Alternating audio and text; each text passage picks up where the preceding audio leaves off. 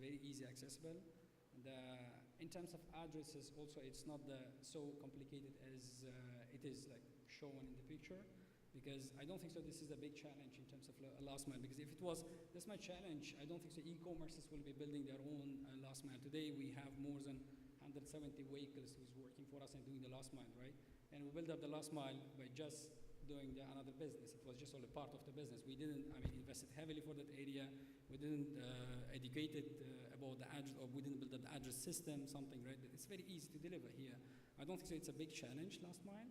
The main challenge is, if we will come back to the payment, of course, is educating the customer. That's where is the main challenges. If the whole market will be shifting towards online payments or wallets or something, at this time the customer will be enough educated and will be ready for e-commerce to shift their business model from cash on delivery to online payments. All right, okay, interesting. Mona, do you have a view on this? So I'd love to learn from you later. I'll ask you a few questions, but we actually had a very different experience. If I had to rank the biggest challenge, I'd say it's last mile. And the reason for that is, again, it's evolved over the past 5 years. So 5 years ago, it was a lot worse than it is today, and it will continue to improve. The reason last mile is a challenge for us is because the DNA of super fast delivery with huge volumes that are very bulky didn't exist.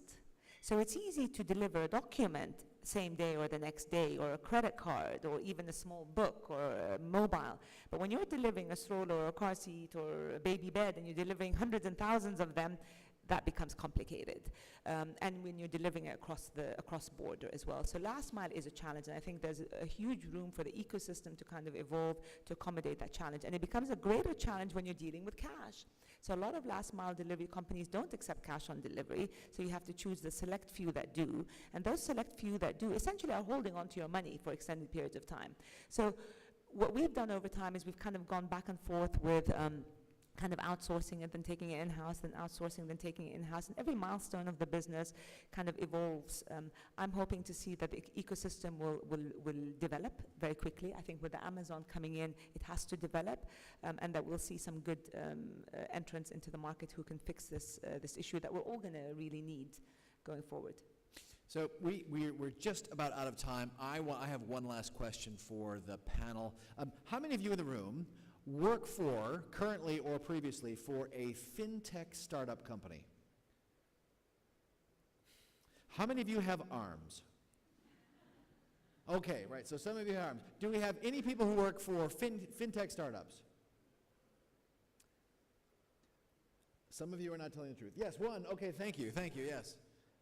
As well as another company, yes. What are the, so today we've talked with banks and with other financial institutions which have a bias for using the big IT providers, the Oracles, the IBMs, the Ciscos, the whatnot. If you're a fintech startup, and we're trying to promote small businesses, we want to be a fintech hub here in the UAE, what are the problems that they can solve for you? What are the opportunities for them? I think, look, the Oracles, your SAPs, your Ciscos of this world, they're huge, large enterprise companies that move at the pace of snail, right? Digital's come along since then, and obviously it's a lot more fast-paced, and now there's a disconnect. In any organization you go to, there's always an e-commerce team versus an IT team battle you see somewhere.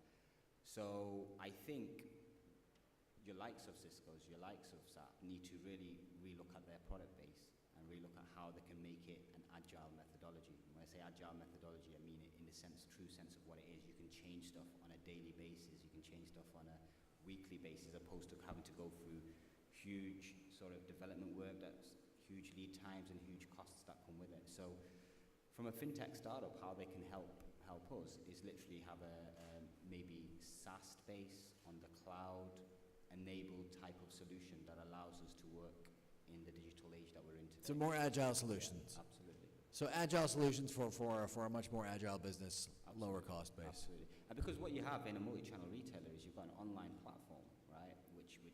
And then you've got your back-end legacy systems, and the two need to talk together. You can drive your front end as fast as you want, but if the back end doesn't move as fast with that, then generally it tends to end up delivering a poor experience for your customer. Brilliant. So I think it's an important topic to make sure you get that back end matching that front end agility. But yeah, they need to speed up. We're going to have to bring you over to the accelerator and have the same discussion because I'm sure there are opportunities. We are out of time. Can we please have a round of applause for our panelists, Rizwan, Rajpoot, Mona, Ataya, and Ulugbek, Yuldashev. My name is Tony B. Graham. Thank you very much for your participation.